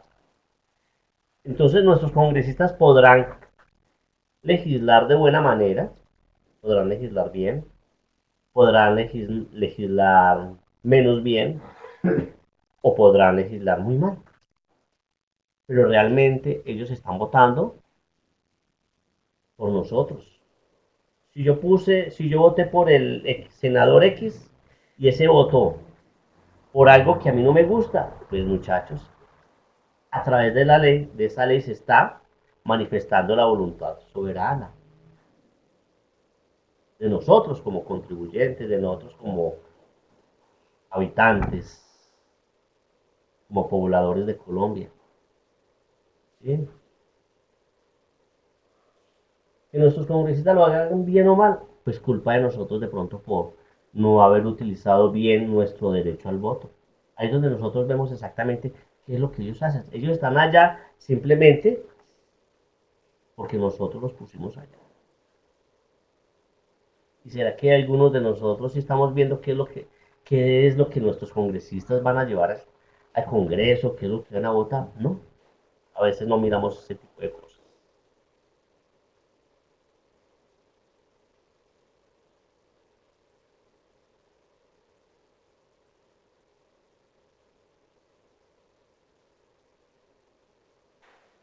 Listo, entonces esa manifestación de la voluntad soberana, que es la ley, cada vez que un congresista por el que yo voté allá está votando, yo soy el que estoy votando allá. ¿Cierto? Entendamos eso.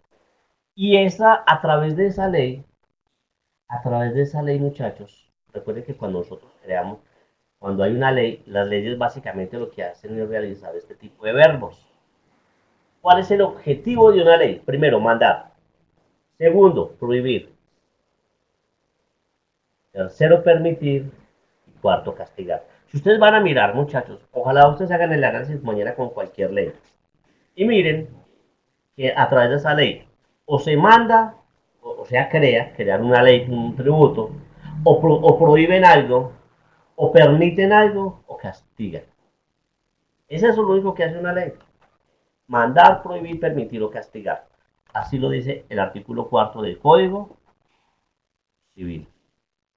En materia tributaria, lo único que va a hacer a través de una ley el legislativo, el Congreso de la República, es simplemente desarrollar ese encargo que le entregó la Constitución política. El Congreso de la República no va a hacer otra cosa que ese encargo, que esa obligación que le dio la Constitución política de Colombia, para que a través de una ley regulara todo lo que sea en materia tributaria. ¿Ves? Y ya como les había dicho, excepcionalmente se pueden crear leyes, se pueden crear tributos sin necesidad de una ley, sino que el gobierno de la República podrá crear leyes a través de un decreto ley expedido por el presidente de la República y con la firma de sus ministros cuando hay un estado de conmoción interior o exterior.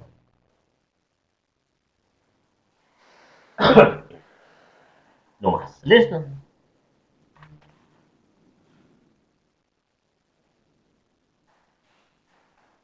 En algunos casos, que esto no los puse aquí,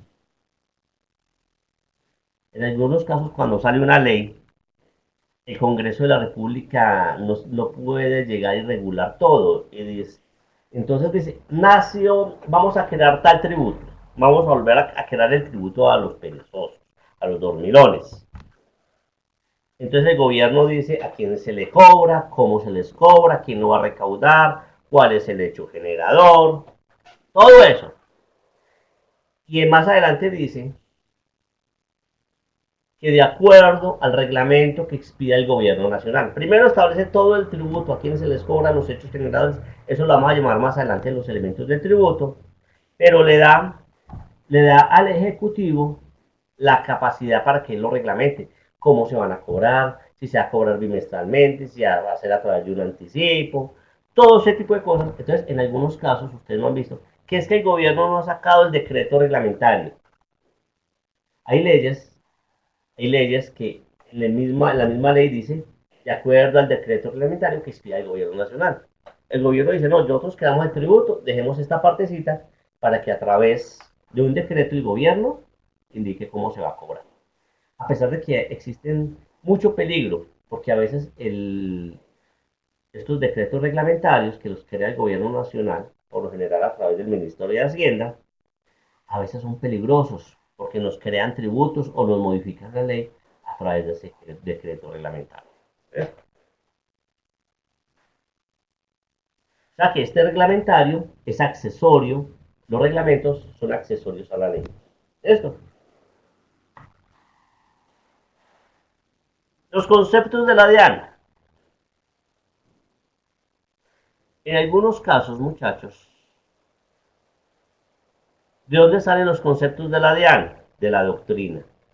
En algunos casos existen normas que les decía ahora que son confusas, que no son claras.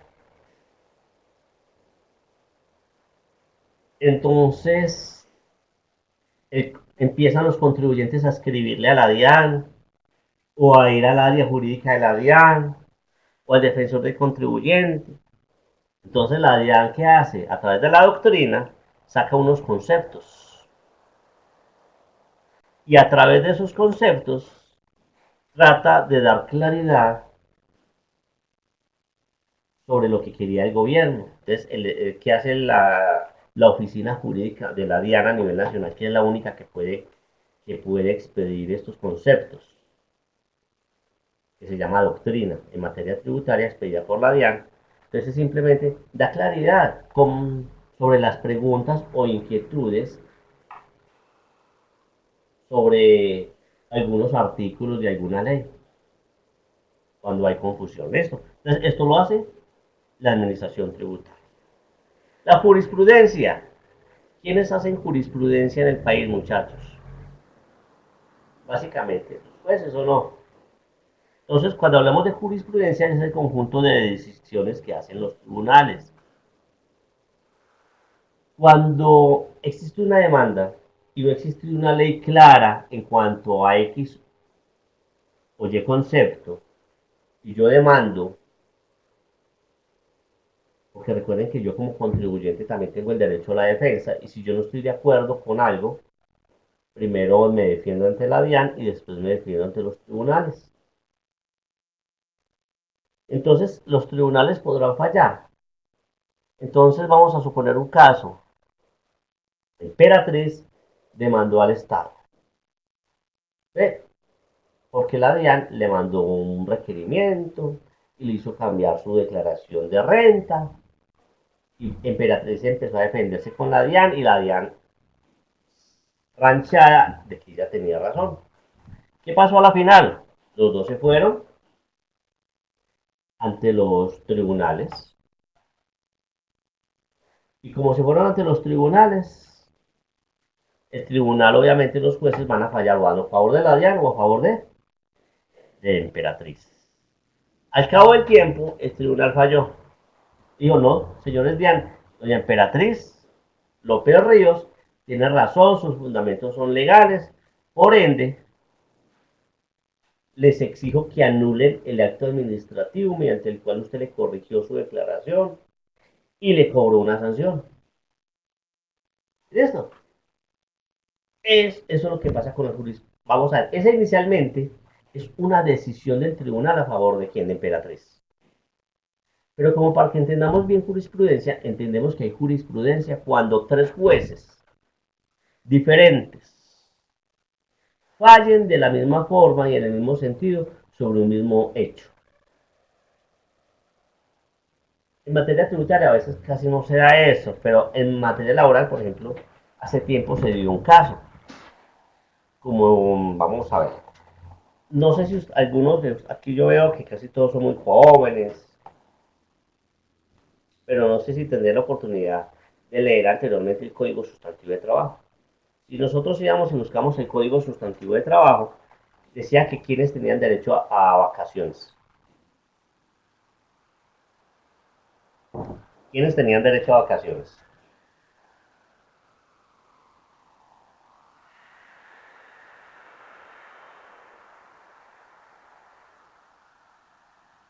Mm, Dice que los que llevan un año de servicio, más de 3 meses, me dice Andrés. Mm, mm, Durante un año, Emperatriz. La norma, muchachos, el Código Sustantivo de Trabajo versaba de que solamente tenían derecho a vacaciones aquellas personas que tuvieran una relación laboral o legal y reglamentaria, pero que trabajaran más de 6 meses. No importa, sea indefinido o fijo. Entonces, ¿qué hacían las empresas? Contrataban a Andrés 5 meses y medio, lo sacaban a vacaciones 15 días y chao. ¿Será que le pagaron vacaciones? Absolutamente no. Ah, entonces, ¿qué pasó? Andrés, vamos a seguir con Andrés. Andrés llegó y demandó eso ante los jueces, demandó a la empresa. Dijo, no, señores, así existe una norma, una ley que diga que solamente tienen derecho a vacaciones los que hayan laborado más de 6 meses. Yo tengo derecho, así como el que trabajó 6 meses y un día, el que trabajó 12 meses. Todos tenemos derecho. Les demandó. Entonces, como Andrés demandó ante un juez, el juez dijo, no, tiene toda la razón, Andrés.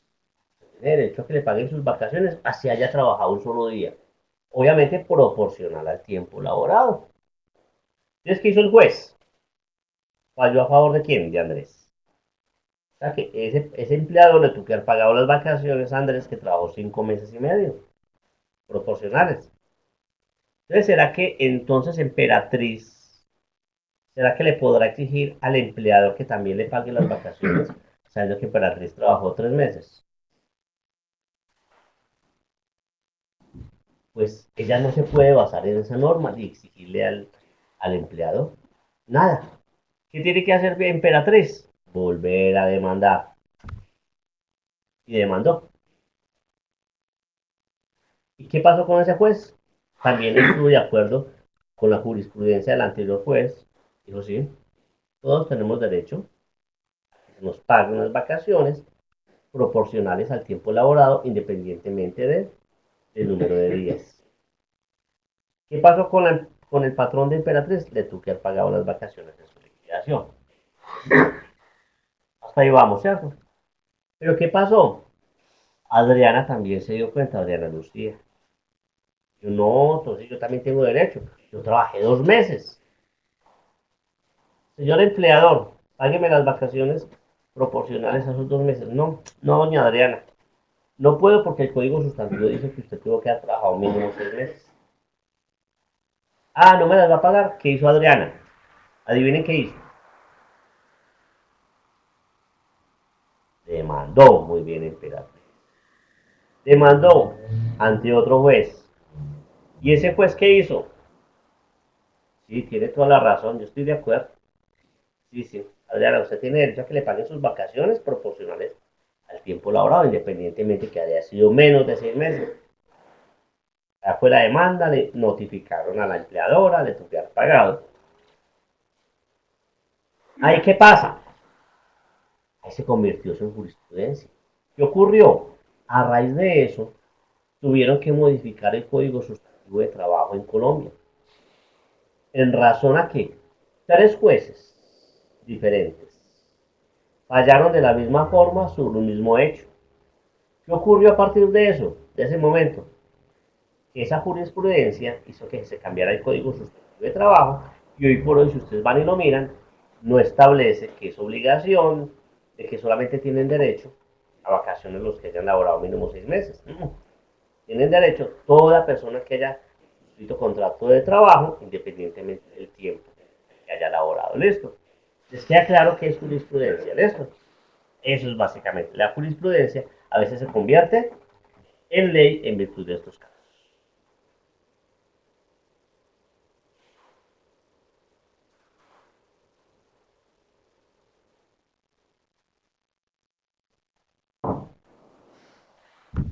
Y por último, otra fuente accesoria o informal del derecho tributario es la costumbre. A veces hay, en Colombia no se radica tanto en la costumbre como para merecedora de ley, que tenga fuerza de ley. Pero en otros países, sobre todo en Europa, donde no abundan tantos códigos como aquí en Colombia, donde no todo está tan regulado a través de códigos, sí se utiliza mucho la costumbre. Habrá países donde dicen, no, donde hubo una demanda, donde hay una demanda y el juez allá en Europa le dice, oiga, ¿y cómo así? ¿Usted qué está demandando? Es que el señor no me pagó la comisión por la venta de una casa. ¿Qué es lo que pregunta el juez? ¿Y cuál es la costumbre en esta región para pagar por el concepto? Y de acuerdo a la costumbre es el 5%. Entonces, señor, usted tiene que pagarle el 5% al otro señor, a pesar de que no existe una norma, existe una costumbre que se convierte en ley. Pero en materia tributaria, si nos vamos un poquito ya pensando que es lo que nosotros necesitamos saber como para hablar de la costumbre. Hay un artículo que está en el artículo 107, que lo invito a que se lo vayan aprendiendo de memoria, uno de los artículos más importantes en cuanto al impuesto de renta, que dice, son deducibles, o sea, podemos restarle a los ingresos nuestra declaración de renta todas las expensas o los gastos realizados durante el año grabable. Es que yo tuve ingresos de ventas de mercancías de 100 millones. Ah, usted puede restarle la compra, cuánto le costó la mercancía que vendió. Es que yo compré una casa en 200 millones y la vendí en 250. ¿Cuál es el ingreso? 250. ¿Cuál es la expensa que usted le puede restar? Los 200 millones que fue lo que le costó la casa. Necesarias para la actividad productora de renta. Le dice, usted le puede restar todo lo que usted necesite. En su empresa, reste los salarios, la nómina, los parafiscales, la seguridad social, todo. Siempre y cuando tenga relación de qué? Relación de causalidad con el ingreso. Ah, que es que yo tuve ingresos, yo tengo una fábrica que yo produzco muebles y yo mandé a pasear a San Andrés a la abuelita con el novio. ¿Será que yo puedo restar ese gasto de viaje? Los 5 millones de pesos que pagué para que la abuelita del dueño se fuera con el novio para San Andrés. ¿Por qué no?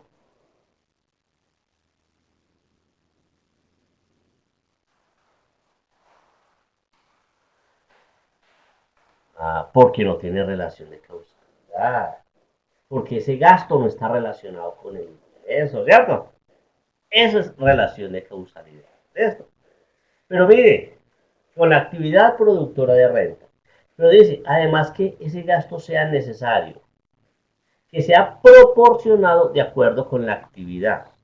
En donde me dice que si yo le voy a pagar a un gerente 20 millones de pesos, ¿será proporcionado con la actividad o no? O sea que si ustedes tienen una empresa y le pagan a un gerente 20 millones o 40 millones, ¿será que la DIAN podrá llegar y decirles, uy, pero es que usted le está pagando mucho al gerente, ¿cómo así que 20 millones? No, eso es mucha plata. Miren que esa norma le está dejando como a la DIAN esa capacidad de decir, oiga, ¿cuánto es que se gana? Miremos empresas manufactureras de la región. El de allí se gana 5 millones, el de allí se gana 8 millones, el de allí se gana 7 millones, pero este se gana 20. Esto está desproporcionado, ¿no? Ese es el riesgo que trae este tipo de normas. ¿Listo?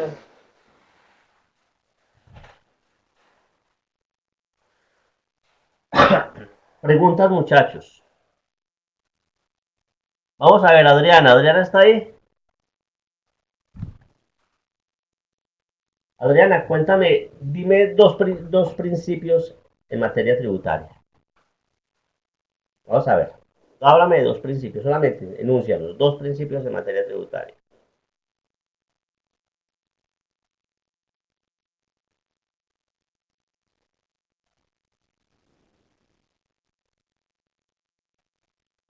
¿Mm? Progresividad, principio de proporcionalidad. Andrés, dígame otros dos.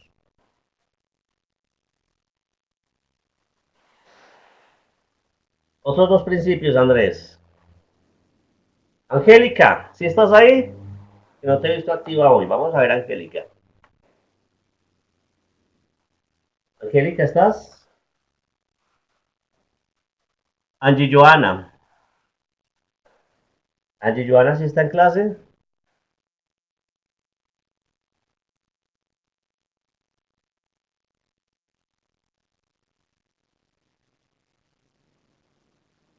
Beatriz Elena, tampoco te he escuchado hoy. Bueno, Angie Joana, dígame dos fuentes formales del derecho tributario.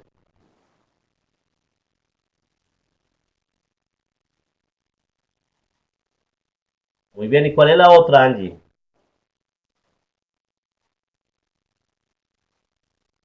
Beatriz, ¿no estás? ¿Cuál es la otra que te falta? La ley, ¿cuál es la otra, Angie? Vamos a ver. Fuentes formales del derecho tributario.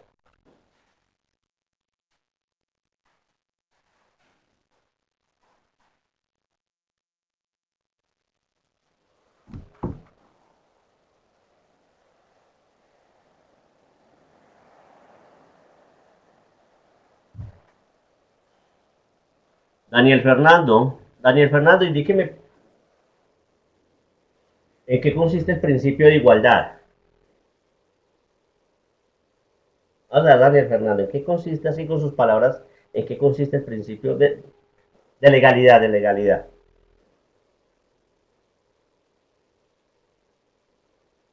¿Mm?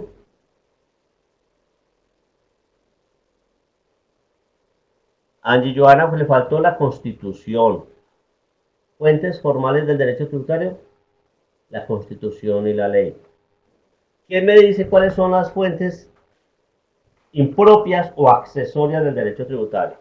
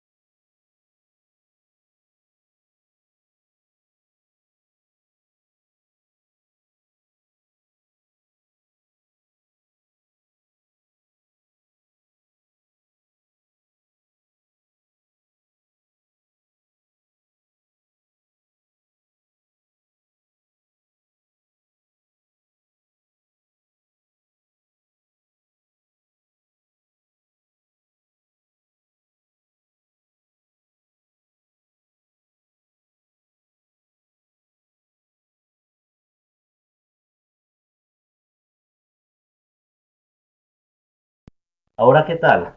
Muchachos, nada. Ahora sí. Bueno, listo. Bueno, muchachos, vamos a ver. Para la próxima clase, o sea, recuerden, muchachos, que las primeras clases, o sea, la hoy, mañana, mañana vemos clases, creo que la próxima semana, igual lunes y martes, y después ya nos vamos solamente a recibir clases, una semana un lunes, otra semana otro lunes, ¿listo? Para efectos de que los trabajos a ustedes no les queden como tan pesados semanalmente. Recuerden que mañana antes de empezar la clase empezamos a hacer preguntas sobre lo que hemos visto. Para que por favor traten de visualizar nuevamente la presentación, traten de visualizarla, a ustedes mañana temprano les está mandando el link para que ustedes puedan escuchar nuevamente la clase del día de hoy. No sé si hay preguntas, si hay inquietudes, si hay recomendaciones, muchachos, sobre la clase del día de hoy.